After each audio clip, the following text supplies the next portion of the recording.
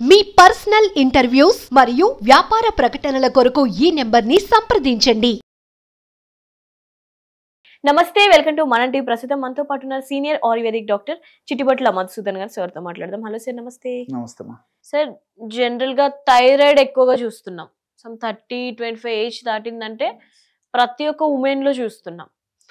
అయితే మనకి జనరల్ గా అయితే హైపోథైరాయిడ్ అండ్ హైపర్ థైరాయిడ్ రెండు ఉంటాయి. అయితే ఆయుర్వేదంలో అయితే మనం విన్నది ఏంటంటే ఒకే మెడిసిన్ ఉంటది అని. అలోపతిలో అయితే దానికి ఒక మెడిసిన్, దీనికి ఒక మెడిసిన్ అంటారు కదా సార్, అలానే ఇస్తారు. అయితే ఆయుర్వేదంలో నిజంగానే ఒకటే మెడిసిన్ ఉంటుందా? ఈ రెండు తగ్గించుకోవడానికి ఒకే వే ఉంటది అంటారా? చాలా మంచి ప్రశ్నమా.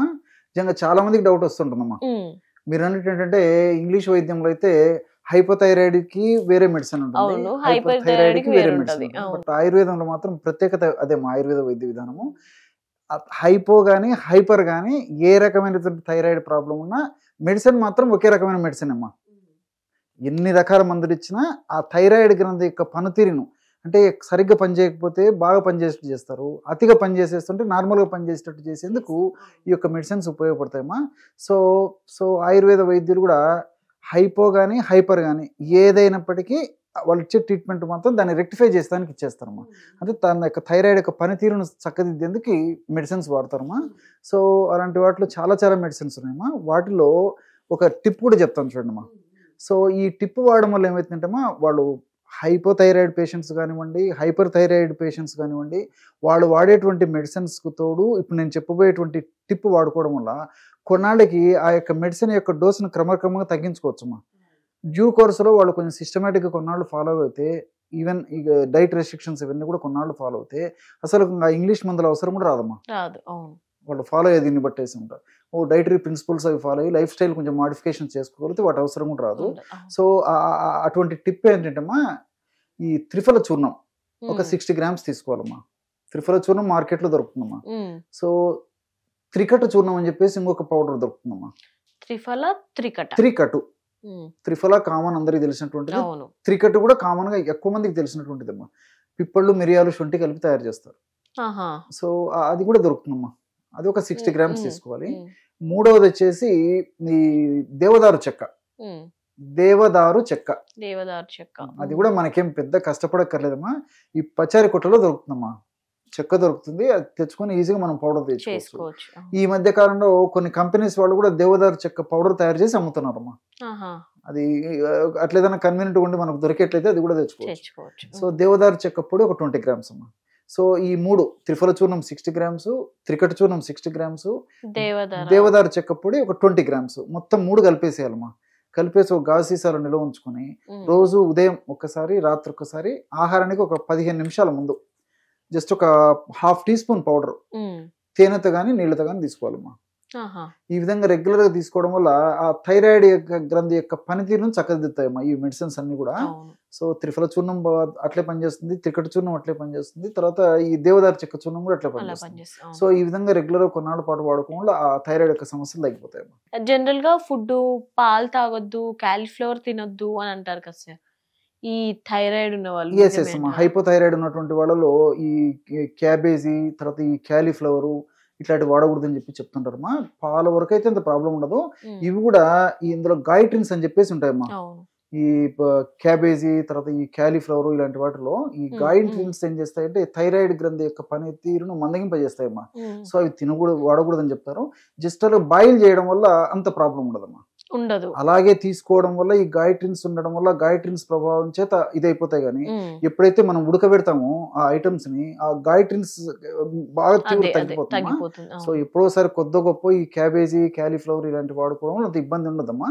సో ఎప్పుడోసారి కొద్దిగా వాడుకోవచ్చు అంటారు. కొద్ది ప్రమాణంలో ఇది ఉడకబెట్టి వాడుకోవచ్చు, పచ్చిది అయితే వాడకూడదు. ఇంకా ఎలాంటి ఫుడ్స్ అవాయిడ్ చేస్తే బెటర్ అంటారు? ఇవి జనరల్ గా ఏమంటామా, తర్వాత ఈ స్పైసీ ఫుడ్స్ అవాయిడ్ చేయాలి. తర్వాత రెండోది ఏంటంటే ఈ fast foods, junk foods, bakery foods ఇలాంటివి కూడా మాక్సిమం అవాయిడ్ చేయాలి. తర్వాత వేరుశనగ పప్పులు ఎక్కువ మంది తింటుంటారమ్మా. హైపోథైరాయిడ్ వాళ్ళ గురించి ప్రస్తుతం ఈ వేరుశనగ పప్పు కూడా వాళ్ళకి మంచిది కదమ్మా. సో వేరుశనగ పప్పులు కూడా ఈ యొక్క గైట్రిన్స్ థైరాయిడ్ గ్రంథి పనితీరు దెబ్బతీసేసి ఈ హైపోథైరాయిడ్ ప్రాబ్లం ఎక్కువ అయ్యేటట్టు చేస్తాయమ్మా. సో నట్స్ లో వేరుశనగ పనికిరాదు. సో ఇంతకుముందు చెప్పినట్లు ఈ క్యాబేజీ, క్యాలీఫ్లవర్ అవి ఉడకబెట్టి అయితే తీసుకోవచ్చు, కానీ ఆ పచ్చిది మాత్రం తీసుకోకూడదు. ఇలాంటి జాగ్రత్తలు తీసుకుంటుంటే, ముఖ్యంగా ఏంటంటే జాగ్రత్తలు తీసుకుంటూ నేచురల్ ఫుడ్స్ బాగా తీసుకోవాలమ్మా.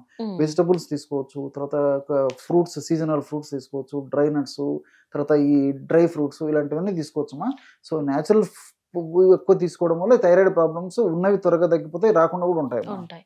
మీరు చెప్పిన చూర్ణం చెప్పారు కదా సార్, జనరల్ గా అది మార్నింగ్ ఈవినింగ్ దానికి ఏమైనా పర్టికులర్ టైం ఉంటుంది? అదే మా ఆహారానికి ముందు ఒక 15 minutes ముందు, మార్నింగ్ ఒకసారి, నైట్ ఒకసారి, ఒక 15 minutes తేనెతో కానీ తర్వాత వాటర్తో కానీ తీసుకుంటే సరిపోతుందమ్మా.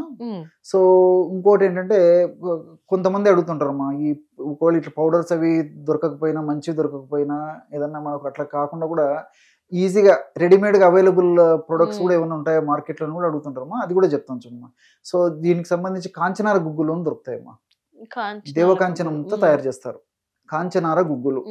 సో కాంచనార గుగ్గులు సన్న టాబ్లెట్స్ అయితే ఉదయం 2, మధ్యాహ్నం 2, లేకపోతే ఉదయం 2, సాయంత్రం 2 వేసుకోవచ్చు సన్నగా. మాత్రలు ఉదయం పెద్దగా ఉంటే మాత్రం ఉదయం 1, సాయంత్రం 1 ఆఫ్టర్ ఫుడ్ తీసుకుంటే సరిపోతుందమ్మా. అట్లే తర్వాత వరుణాది క్వాదం అని చెప్పేసి దొరుకుతుందమ్మా. వరుణాది క్వాదం దాని పేరమ్మా, లిక్విడ్. ఆ వరుణాది క్వాదం అనేటువంటి మెడిసిన్ మార్నింగ్ ఆహారం తర్వాత, నైట్ ఆహారం తర్వాత 10 ml లిక్విడ్, 10 ml వాటర్ కలిపి తీసుకోవచ్చమ్మా.